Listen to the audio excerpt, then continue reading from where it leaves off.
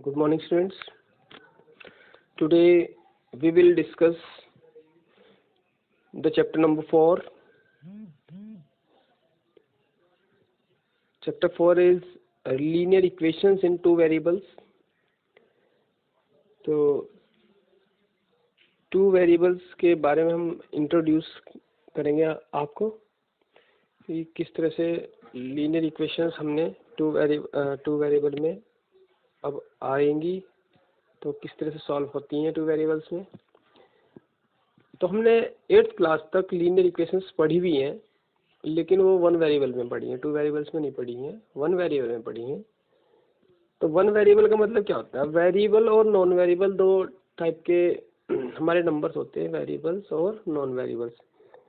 Variables क्या होते हैं? जिनकी वैल्यू फिक्स नहीं होती है, ठीक है ना। वेरिएबल्स जैसे एक्स वाई जेड हो गया, A B C D E F G एड, ये जितने भी हैं जिनकी वैल्यू चेंज होती रहती है, हर क्वेश्चन में अलग आती है वैल्यू। जैसे सपोज दैट एक्स की वैल्यू किसी क्वेश्चन में 10 आ गई, किसी क्वेश्चन में एक्स की वैल्यू 12 आ गई, कुछ भी आ सकती है। हर क्वेश्चन में एक्स की वैल्यू अलग अलग आती है। तो एक्स क्या है? वहाँ पे वेरिएबल हो गया, क्योंकि एक्स की वैल्यू फिक्स नहीं है, क्वेश्चन के कंडीशन के अकॉर्डिंग बदलती रहती है, ठीक है। तो ये तो हमारा वेरिएबल। नॉन वेरिएबल क्या होते हैं? ये तो हो गए हमारे वेरिएबल्स क्या होंगे हमारे? A B C D X Y Z, ये क्या होते हैं हमारे वेरिएबल, यानी कि वैल्यू हमेशा चेंज होती रहती है, चेंजिंग होती रहती है वैल्यू, ठीक है ना, चेंजिंग वैल्यूज। और नॉन वेरिएबल्स क्या होते हैं? नॉन वेरिएबल्स ये क्या होते हैं? नॉन वेरिएबल्स जैसे हमारे 1 2 3 ये नंबर्स हैं, यानी कि जितने भी नंबर हैं, अगर 1 की वैल्यू है तो 1 की वैल्यू कोई भी क्वेश्चन हो 1 की वैल्यू 1 ही रहेगी, 2 की वैल्यू 2 ही रहेगी, 3 की वैल्यू 3 रहेगी, चाहे क्वेश्चन कितने भी चेंज हो जाए, ठीक है ना। तो ये नॉन वेरिएबल्स है और इनको हम कांस्टेंट भी बोलते हैं, कांस्टेंट्स, ठीक है ना। कांस्टेंट्स भी बोलते हैं। कांस्टेंट मतलब फिक्स होता है, फिक्स का दूसरा नाम कांस्टेंट है, यानी कि जो फिक्स होता है, कभी चेंज नहीं होता, उसको कांस्टेंट बोलते हैं, ठीक है। तो ये आप लोग नोट कर लेना, वेरिएबल नॉन वेरिएबल। तो वेरिएबल नॉन वेरिएबल की नॉलेज दी आपको। आज तक हमने 8th क्लास तक लीनियर इक्वेशन पढ़ी है, लेकिन पढ़ी है वन वेरिएबल। वन वेरिएबल मतलब जिसमें एक ही वेरिएबल होगा, ठीक है। अच्छा, पहली बात तो लीनियर इक्वेशन क्या होता है ये ध्यान दो जरा। जैसे लिखा हुआ है x + 1 = 5, ठीक है। तो ये हमने इक्वेशन आज तक पढ़ी है। अगर इसकी मैं बात करूं तो x इसमें क्या है? वेरिएबल है। 1 क्या है? Non variable. और 5 क्या? नॉन वेरिएबल, यानी कि इसमें सिर्फ एक ही वेरिएबल है, वो है x। तो ये हो गया एक इक्वेशन इन वन वेरिएबल। कोई भी इक्वेशन है, वन वेरिएबल है। अब ये लीनियर इक्वेशन है, इसकी क्या पहचान है कि ये लीनियर इक्वेशन है। तो यहाँ क्या करते हैं, जो वेरिएबल है, वेरिएबल क्या है? तो यहाँ पे x, इसकी हाईएस्ट पावर देखते हैं। क्या देखते हैं? हाईएस्ट पावर, हाईएस्ट पावर हम देखते हैं। तो हाईएस्ट पावर अगर 1 है, अगर हाईएस्ट पावर क्या होगी? 1, किसकी? वेरिएबल की। तो ये लीनियर इक्वेशन होगी, ध्यान रखना। अगर, दोबारा सुन लो, अगर वेरिएबल की हाईएस्ट पावर किसी भी इक्वेशन में, कोई भी इक्वेशन लिखी हुई है या कोई भी पोलिनोमियल लिखा हुआ है, अगर उसकी हाईएस्ट पावर 1 है तो वो लीनियर इक्वेशन या लीनियर पोलिनोमियल कहलाता है, ठीक है ना। इक्वेशन में और पोलिनोमियल में क्या डिफरेंस होता है? पोलिनोमियल को हम इस तरह से रिप्रेजेंट करते हैं, px = x + 1, जैसे सपोज दैट ये, तो ये तो हमारा लीनियर पोलिनोमियल, ठीक है। और लीनियर इक्वेशन को हम ऐसा शो करते हैं, x + 1 = 0, ये इक्वेशन है, ये पोलिनोमियल है और ये इक्वेशन है। डिफरेंस ये इसमें =0 होता है, उसमें =0 नहीं होता, ठीक है ना। तो ये हमारा पोलिनोमियल, और मैंने पोलिनोमियल के बारे में और इक्वेशन के बारे में तुम्हें नॉलेज दी कि क्या डिफरेंस है दोनों के अंदर। तो बात एक ही है, कोई ज़्यादा खास फर्क है नहीं, ठीक है। तो हम अगर वेरिएबल की हाईएस्ट पावर देखें और वहाँ पे हाईएस्ट पावर आ जाती है 1, तो वो होती है लीनियर इक्वेशन या लीनियर पोलिनोमियल, ठीक है। तो ये तो है लीनियर पोलिनोमियल और ये क्या है? हमारा लीनियर इक्वेशन है, ठीक है। अगर हाईएस्ट पावर 2 आ जाती है तो उसको क्वाड्रेटिक इक्वेशन बोलते हैं। क्वाड्रेटिक इक्वेशन जो हमने पोलिनोमियल वाले चैप्टर में पढ़ी थी, ठीक है। अगर वेरिएबल की हाईएस्ट पावर 2 हो जाती है तो उसको बोलते हैं क्वाड्रेटिक इक्वेशन या क्वाड्रेटिक पोलिनोमियल, ठीक है। चलिए, तो इसके बाद में क्यूबिक, अगर हाईएस्ट पावर 3 हो जाती है, यानी कि अगर पावर 1 है, अगर पावर 1 है तो उसको लीनियर बोलते हैं। अगर पावर 2 है, हाईएस्ट पावर मतलब पावर तो बहुत सारी होती है, हाईएस्ट देखेंगे सबसे ज़्यादा कितनी है, तो इसको क्वाड्रेटिक बोलते हैं। अगर पावर 3 है तो इसको हम क्यूबिक बोलते हैं। और अगर पावर 4 है तो हम इसको बाई क्वाड्रेटिक बोलते हैं, बाई क्वाड्रेटिक। ठीक है, तो 4 पावर तक ही आप लोग याद रखोगे। 1 पावर वाली लीनियर, सेकंड पावर वाली क्वाड्रेटिक, थर्ड पावर वाली क्यूबिक, और पावर 4 हो जिसकी हाईएस्ट पावर 4 है उसको बाई क्वाड्रेटिक इक्वेशन या बाई क्वाड्रेटिक पोलिनोमियल हम बोलते हैं। ठीक है, चलिए तो नेक्स्ट ये सब चीज़ नोट करनी है आपको। तो फिलहाल हम बात करते हैं लीनियर इक्वेशन पे, लीनियर पोलिनोमियल पे बात नहीं करनी, लीनियर इक्वेशन पे बात कर रहे हैं। ठीक है, तो लीनियर इक्वेशन इज दैट जिसके इक्वल टू में 0 होगा। ठीक है, तो linear equation in one variable हमने पढ़ा है 8th क्लास तक, जैसे x+1 इज इक्वल टू 5 अभी लिखा है। तो ये लीनियर इक्वेशन है इन वन वेरिएबल। क्योंकि लीनियर क्यों है, क्योंकि इसमें जो वेरिएबल है x, इसकी हाईएस्ट पावर कितनी है 1।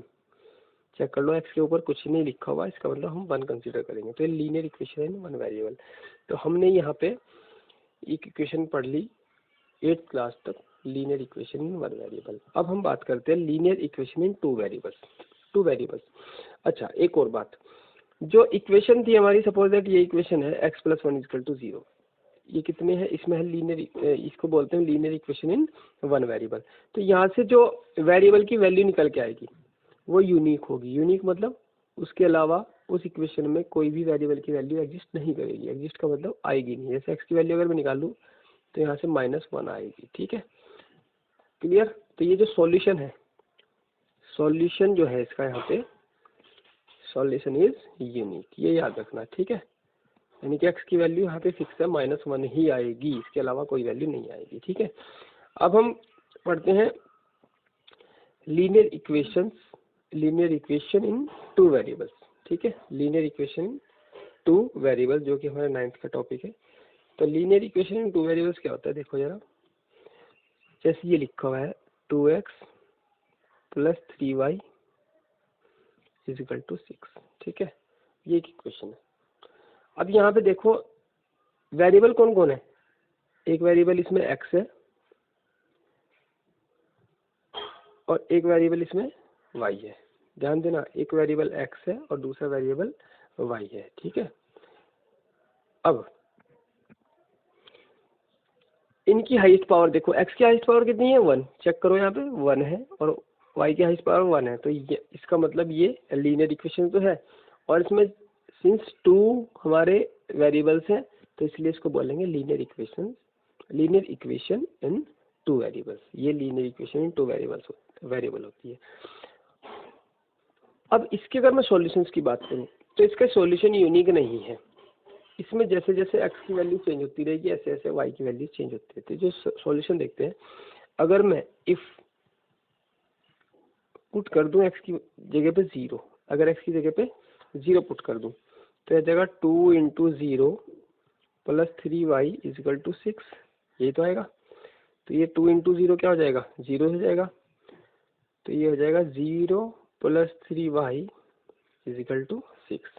इसके बाद 3y को 0 में ऐड करूँगा, क्या आएगा, 3y आएगा = 6, और y की जो वैल्यू आ जाएगी वो आ जाएगी 6/3, क्योंकि 3 इंटू में है तो अपॉन में चला जाएगा, तो y की वैल्यू आ जाएगी 2। ठीक है, तो यानी कि अगर हम एक तरीके से देखें इसके सॉल्यूशन के बारे में, तो अगर x की वैल्यू 0 है तो y की वैल्यू 2 है। This is the solution. ठीक है, मैं इसको रफ कर दे रहा हूँ। एक सॉल्यूशन हम आ गया, अगर x की वैल्यू 0 है तो y की वैल्यू 2 है, और इसको हम कोऑर्डिनेट ज्योमेट्री के रूल की तरह लिख सकते हैं 0,6, क्योंकि ये हमारा एब्सिसा होता है, ये ऑर्डिनेट। एब्सिसा मतलब x की वैल्यू, और सेकंड वाला ऑर्डिनेट मतलब y की वैल्यू। ये x की वैल्यू होती है और ये y की वैल्यू, एब्सिसा ऑर्डिनेट के रूप में हम इसको लिख सकते हैं। तो ये पॉइंट भी बन गया है 0,6, यानी कि x की वैल्यू 0, सॉरी y की वैल्यू कितनी आई थी, आई थिंक सो 6/3 2 आई थी। ठीक है, तो ये आ गया 0,2, ये सॉल्यूशन आ गया हमारा। ठीक है, एक सॉल्यूशन आया। अब मैं y की वैल्यू कुछ और रख रहा हूँ, y की वैल्यू रखता हूँ 2 रखता हूँ, ठीक है, या 1 रखता हूँ, पुट x इजिकल टू 1, ठीक है। अगर मैं x की वैल्यू 1 रखता हूँ तो यह आ जाएगा 2 into 1 plus 3y is equal to 6। यहाँ पे 2 की 1 में मल्टीप्लाई हो गया, आ जाएगा 2 प्लस 3y इजिकल टू 6। अब y की वैल्यू निकालेंगे तो 2 पहुँच जाएगा 6 की तरफ, और ये हो जाएगा 6 की तरफ जाके माइनस का, ठीक है, नेगेटिव, तो 6 माइनस 2 हो जाएगा 4, ठीक। तो 3y इजिकल टू आ गया 4, और y इजिकल टू आ जाएगा 4/3, ठीक है। तो यहाँ से अलग वैल्यू है, एक की बार x की वैल्यू 1 थी तो y की वैल्यू कितनी आई 4/3। तो this is also a solution, ठीक है, ये भी एक सॉल्यूशन होगा इसका। तो अगर 1 रखी तो 4/3 आई, तो हमने एक पॉइंट और बना लेंगे इसमें, एक पॉइंट और बन गया, x की वैल्यू 1 तो y की वैल्यू 4/3। इस तरीके से हम इनफाइनाइट सॉल्यूशन इसके निकाल सकते हैं, इनफाइनाइटली सॉल्यूशन निकाल सकते हैं, क्योंकि x की वैल्यू चेंज करते रहो y की वैल्यू चेंज आती रहेगी। तो इसीलिए अगर एक इक्वेशन है लीनियर इक्वेशन इन 2 वेरिएबल्स, तो उसके कितने सॉल्यूशंस हो सकते हैं, इनफाइनाइटली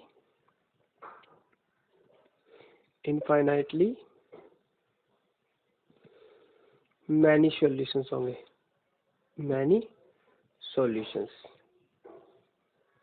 लेकिन अगर इक्वेशन लीनियर इक्वेशन हो 1 वेरिएबल में, तो वहाँ पे सिर्फ एक ही सॉल्यूशन होता है, उसी को यूनिक सॉल्यूशन बोलते हैं। एक सॉल्यूशन मतलब यूनिक सॉल्यूशन, बहुत सारे सॉल्यूशन आ रहे हैं मतलब इनफाइनाइटली मैनी सॉल्यूशंस, ठीक है ना। चलिए इसके बाद में इसको रख करते हैं। इसके बाद जो लीनियर इक्वेशन लिख रहा हूँ 2 वेरिएबल्स में, मैं स्टैंडर्ड इक्वेशन लिख रहा हूँ। क्या लिख रहा हूँ, स्टैंडर्ड इक्वेशन। स्टैंडर्ड इक्वेशन मतलब जो हम किसी भी लीनियर इक्वेशन जो है 2 वेरिएबल्स की, उससे कंपेयर कर सकते हैं, ठीक है। तो स्टैंडर्ड इक्वेशन हर चीज़ का स्टैंडर्ड है, ठीक है। जैसे जो स्टैंडर्ड कोऑर्डिनेट ज्योमेट्री में पॉइंट होता है उसका एक्स वाई कंसिडर करते हैं, स्टैंडर्ड पॉइंट है, ठीक है। यानी जो पूरी दुनिया में चलता हो, ठीक है, पूरी दुनिया जिसको फॉलो करती है उसको स्टैंडर्ड बोलते हैं। तो पूरी दुनिया किसको फॉलो करती है, कौन सी ऐसी इक्वेशन जिसको पूरी दुनिया फॉलो करती है, तो वह है ax plus B Y plus C equal to 0। ये लीनियर इक्वेशन है इन 2 वेरिएबल्स। अब आप बोलोगे कि सर इसमें तो 1 2 3 4 5 वेरिएबल्स हैं, ए बी सी, अभी आपने बताया था ए बी सी वेरिएबल्स हैं, एक्स वाई भी वेरिएबल्स हैं, ठीक है। तो आपको बता दूं ये वास्तव में वेरिएबल्स ही हैं ए बी सी, लेकिन हम यहाँ लिख देंगे where A B C are non variables, non variables. तो ये स्टैंडर्ड इक्वेशन बन जाएगा। हमने कंसिडर कर लिया कि ए बी सी क्या है, नॉन वेरिएबल्स है, यानी कि ए बी सी की वैल्यू कुछ भी आ सकती है, 1 2 3 4 5 6 कुछ भी आ सकती है, लेकिन एक्स और वाई की वैल्यू एक्स और वाई ही रहेगी, ठीक है। तो ये स्टैंडर्ड इक्वेशन है हमारी लीनियर इक्वेशन, ठीक है ना। स्टैंडर्ड इक्वेशन है लीनियर इक्वेशन की इन 2 वेरिएबल्स, ठीक है। चलिए तो नेक्स्ट चलते हैं। अगर मैं इसी का एक इक्वेशन बनाऊं, ये लिखा हुआ 2x plus 3y plus 4 is equal to 0। तो ये देखो जरा, a की जगह 2 है, b की जगह 3 है, c की जगह 4 है, तो ये तो कांस्टेंट हो गए, लेकिन x और y की जगह पे x और y है, ठीक है। ये चीज़ देखो जरा ध्यान से। तो हमारे पास एग्जाम्पल नंबर 1 है, एग्जाम्पल नंबर 1 एनसीईआरटी का। एग्जाम्पल 1 क्या कहता है, ये जितना भी मैंने कराया नोट कर लेना अपनी नोटबुक में, और इसको ना बार बार आप लोग पढ़ोगे, क्योंकि जितना बेसिक्स आप पढ़ोगे उतना ज़्यादा फायदा रहेगा, उतना ज़्यादा क्वेश्चन निकालने की जरूरत हमें नहीं पड़ेगी, ठीक है। तो एग्जाम्पल नंबर 1 है एनसीईआरटी में। एग्जाम्पल 1 कहता है write each of the following equation in the form of A X plus B Y plus C equal to 0। इसकी फॉर्म में लिखनी है, and indicated the value of A B and C in each case. A B C की value भी बतानी है। तो सबसे पहला जो हमारा इक्वेशन है वह है 2x plus 3y is equal to 4.37, ये गिवन है, ठीक है। कह रहा है इसको जो है इसके अकॉर्डिंग लिखो, बिल्कुल इसके जैसा लगना चाहिए देखने में, और फिर ए बी सी की वैल्यू बताए। अब इसमें डिफरेंस क्या है, देखो स्टैंडर्ड इक्वेशन से कंपेयर करने के लिए सिर्फ तुम्हें एक बात का ध्यान रखना है, पहले नंबर पे, फर्स्ट नंबर पे x की टर्म होनी चाहिए, सेकंड नंबर पे y की टर्म होनी चाहिए, और थर्ड नंबर पे कांस्टेंट होना चाहिए, कांस्टेंट टर्म मतलब नॉन वेरिएबल।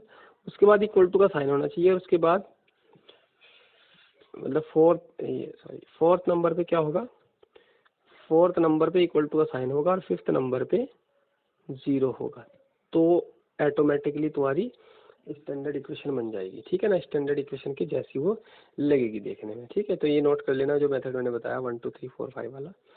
तो अब मैं अगर इसको देखूँ जरा, जो ये हमारा क्वेश्चन है इसमें लिखा है फर्स्ट नंबर पे एक्स की टर्म है, सेकंड नंबर पे वाई की टर्म है, लेकिन थर्ड नंबर पे इक्वल टू है। थर्ड नंबर पे कौन है, इक्वल टू। तो थर्ड नंबर पे चाहिए मुझे क्या, कांस्टेंट टर्म चाहिए, और कांस्टेंट टर्म ये है। तो हम इसको लेफ्ट हैंड साइड में ले आएंगे, तो इसको लिख सकते हैं और करके 2x plus 3y minus 4.37 is equal to, उधर रह जाएगा 0। ठीक है, उधर क्या रह जाएगा 0। ठीक है ना।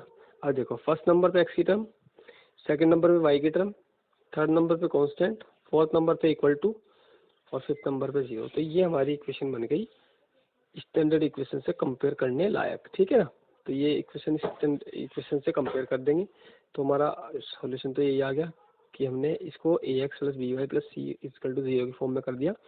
यहाँ पे ऑन कंपेयरिंग करेंगे, ऑन कंपेयरिंग अगर हम कंपेयर करते हैं तो a की वैल्यू आ गई 2, b की वैल्यू आ गई 3, c की वैल्यू आ गई माइनस 4.37। ठीक है, माइनस का ध्यान रखना है। क्लियर। चलिए, तो ये सारे के सारे क्वेश्चन आप एग्जाम्पल 1 के कर लेंगे। Next is example number 2। Example number 2,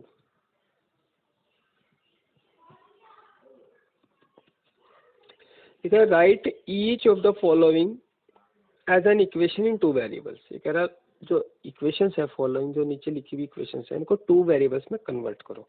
in 2 variables में कन्वर्ट करना है, इसका मतलब वो 1 वेरिएबल में है। ठीक है, तो फर्स्ट है हमारा x इज इक्वल टू -5। ठीक है, चलिए, तो हमारा लीनियर इक्वेशन जो है 2 वेरिएबल्स में बनाने के लिए हमारे जो रूल है, फर्स्ट नंबर पे x की टर्म होनी चाहिए, वो है। सेकंड नंबर पे y की टर्म होनी चाहिए, y तो इसमें है ही नहीं। ठीक है, और थर्ड नंबर पे हमारी कांस्टेंट टर्म होनी चाहिए। तो हम इसको लिख सकते हैं 1 इंटू एक्स, क्योंकि हमें a की वैल्यू चाहिए। 1 इंटू एक्स, एक्स पे लिख देंगे 1 इंटू एक्स। ठीक है, क्योंकि 1 जो एक्स का कोफिशिएंट है 1 है, उसको शो कर देंगे। प्लस y इसमें है नहीं तो हम लिख देंगे 0 इंटू वाई। तो y है नहीं, 0 इंटू वाई का मतलब 0 ही तो होता है।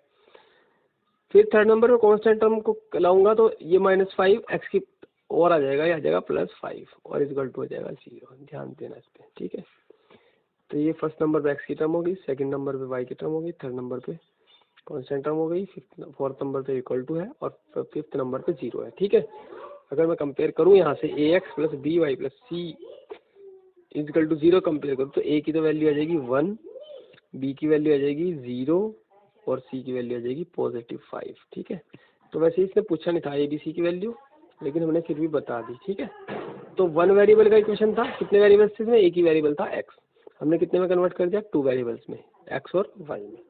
तो ये सारे के सारे एग्जाम्पल नंबर 2 जो है आप लोग इसी तरह से कन्वर्ट कर लेना। क्लियर।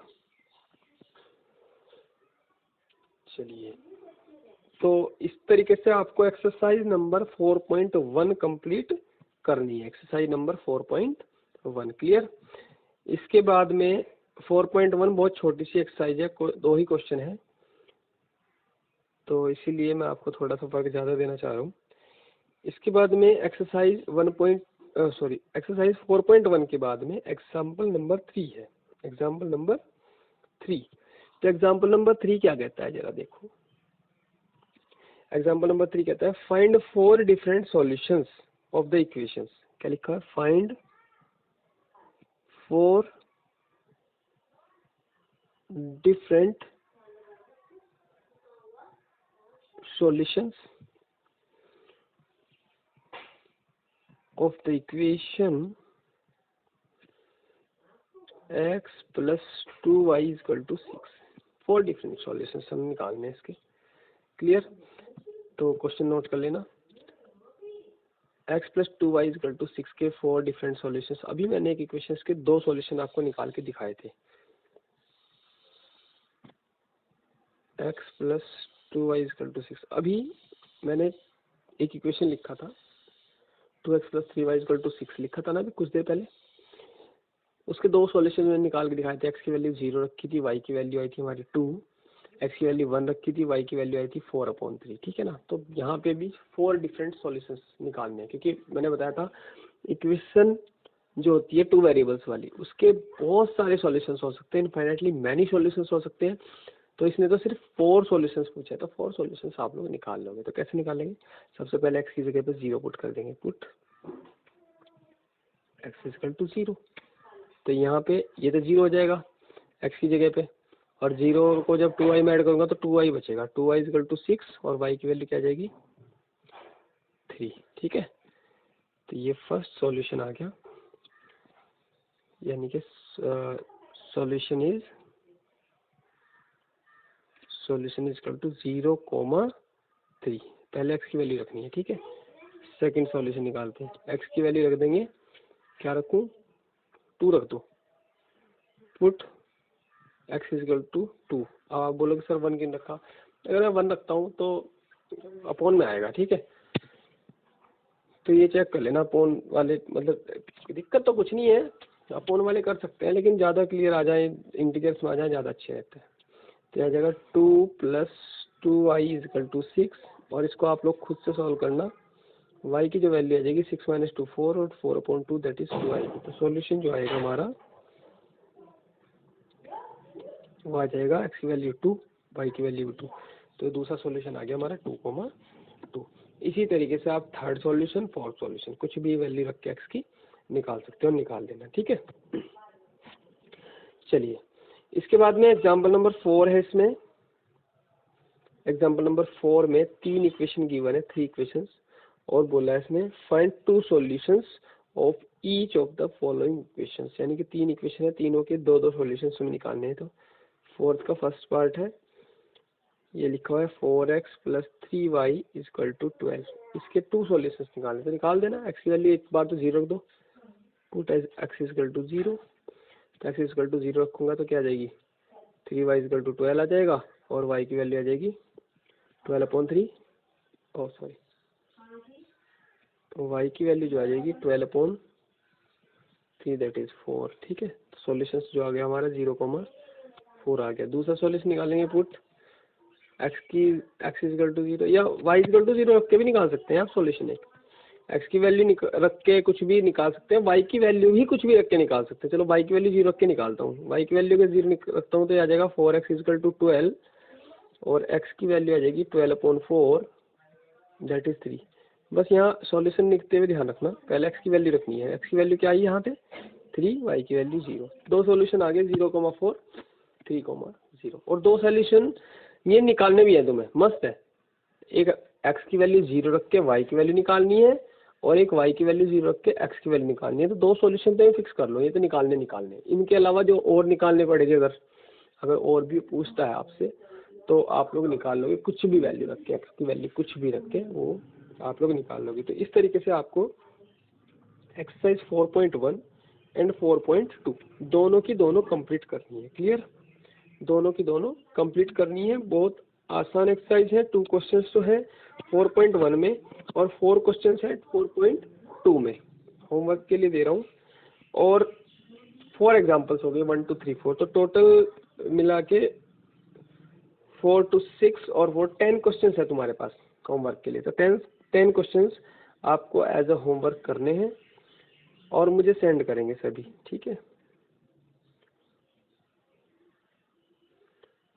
इसकी जो बेसिक्स हैं वो बहुत ही अच्छे से स्टडी कर लेना। जितना मैंने बताया है इस बेसिक को बहुत अच्छे से क्लियर कर लेना।